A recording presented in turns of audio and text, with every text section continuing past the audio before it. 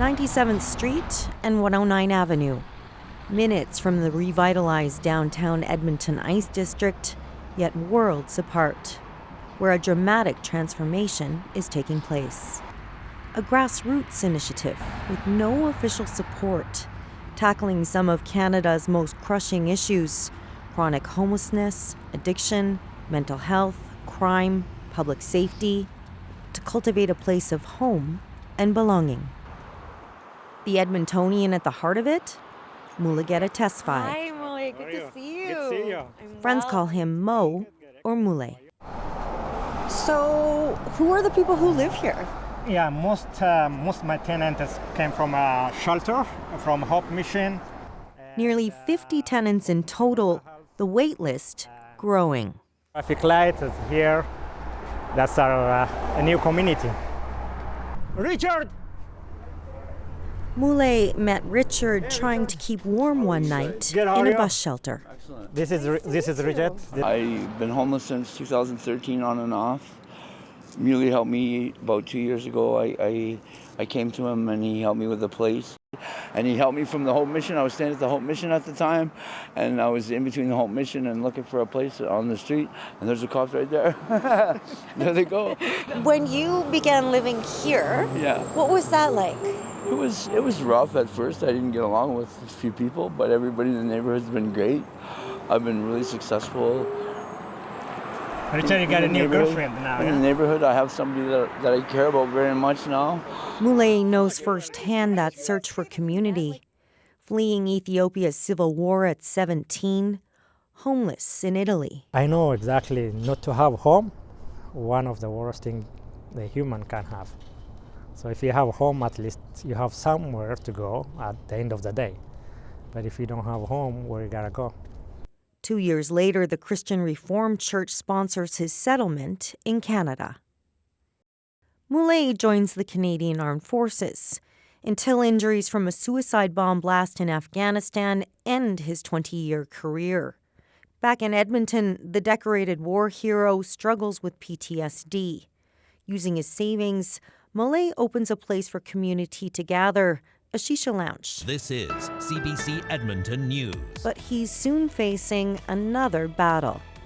A former shisha bar owner who accuses police of harassment has been found not guilty of obstruction of justice. They destroy my life and my name. And to come this day, when the judge trusts me, I didn't lie to them. That's a big day. That's a big day for me. Despite the win, Mully closed Nyala, devastated by the loss of his business and community. The one night I was just walk around the neighborhood. I couldn't sleep. And then I see a lot of homelessness and a lot of people, they're looking for a place, they're looking for help. He begins acquiring properties, sells his home to raise cash, borrows from private lenders. This not clean, that side clean. Even hires people living on the streets to renovate and maintain the properties they now call home. They are getting safer, cleaner, more friendly people. Yeah. Okay. A combination of respect, rules, cooperation, and understanding, allowing residents to thrive. I didn't know she wasn't allowed in. Yeah, she's not allowed anymore. Don't bring her inside there. I won't. Okay? What do you want to eat? I got no money though. You got no money? Don't worry about that. I don't call myself as a landlord. I call myself as a friend of the community. Gordon Danaher's daughter faced years of evictions and homelessness.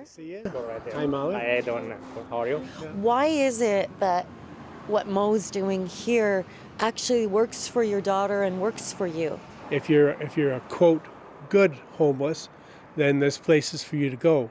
If you're not, then time and time again, it's just going to lead to failure after failure.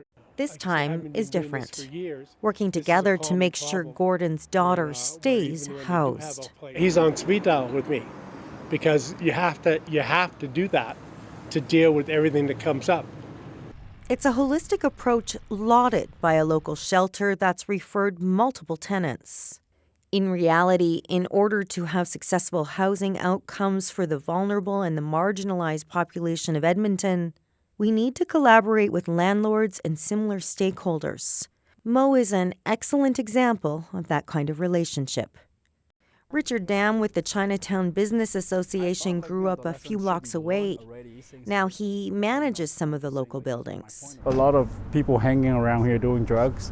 We contact the police. I talked to the detective. They came by. They even used my building over here to monitor the drug activities. So it took them about a few months, I believe. So finally, I see no more people hanging around here anymore. So I guess the drug problem around this area here, it's gone, I guess. They probably moved to somewhere else, I don't know.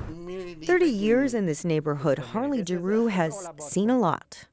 Like, I've seen people who said they'll promise to fix the neighborhood, didn't do nothing to it. They end up becoming slumlords and getting people who are like, they'll go there, mess up the place, mess up the neighborhood, rob from everybody, and then since you took over, it's actually but like I can literally walk down the street without carrying weapons with me anymore.